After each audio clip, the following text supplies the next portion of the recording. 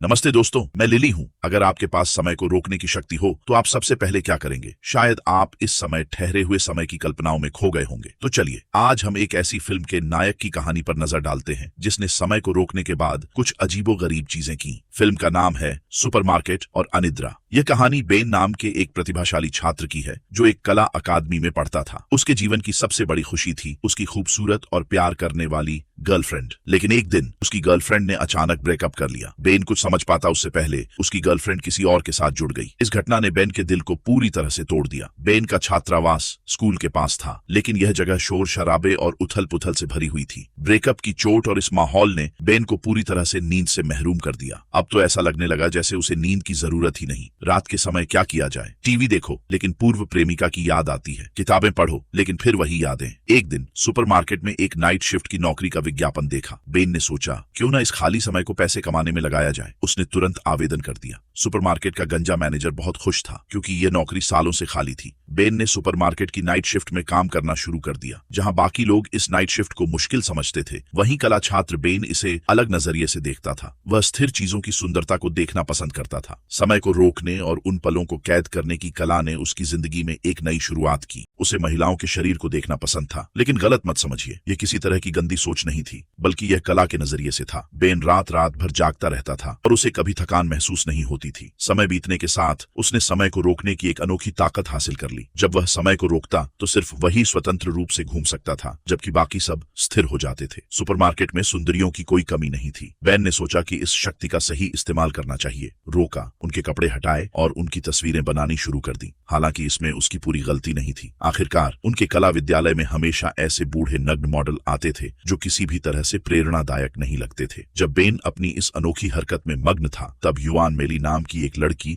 उसकी दुनिया में आई। वह आत्मविश्वासी, खुशमिजाज और बेहद आकर्षक थी। उसने बेन के दिल को छू लिया। लेकिन जब बेन ने उसके साथ कुछ खास पल बिताने की कल्पना की, तभी उसका सहकर्मी शेडिंग उसे फिल्म देखने के लिए आमंत्रित करने लगा। फिल्म के बाद कुछ और करने की उसकी योजना ने बेन को जैसे झटका दे दिया। बड़ी मुश्किल से भरे घाव फिर से खुल गए। ये सब बेन को उसकी पहली मोहब्बत की याद दिला गया। तब वह अनुभवहीन था और उसने अपने पहले चुंबन का मौका खो दिया। अगले ही दिन वह लड़की स्कूल से ट्रांसफर हो गई। लगता है बेन का प्यार कभी भी आसानी से नहीं चलता। बचपन से ही ऐसा होता आया है। दोस्तों ने बेन को समझाने की कोशिश की कि शायद कुछ अच्छा हो जाए। जैसे एक दोस्त ने मजाक में कहा, देखो मैं तो ठीक हूँ। हाँ, बिल्कुल सही कहा। एक दिन आत्मविश्वास से भरे सुपरमार्केट के मैनेजर ने अपनी दुकान की इज्जत बचाने के लिए पेशेवर फुटबॉल खिलाड़ियों के साथ एक मैच खेलने का फैसला किया। ये तो सरासर मजाक था। जैसा उम्मीद थी, बिना किसी संदेह के मैनेजर को अस्पताल पहुंचा दिया गया। इस घटना के बाद बेन को मेली के साथ अकेले कॉफी पीने का मौका मिला। बेन ने सीधे पूछ लिया, क्या मेली और शेडिंगो, उसका सहकर्मी, के बीच कुछ चल रहा है? मेली ने हंसते हुए कहा, नहीं, हम बस फिल्म देखने गए थे।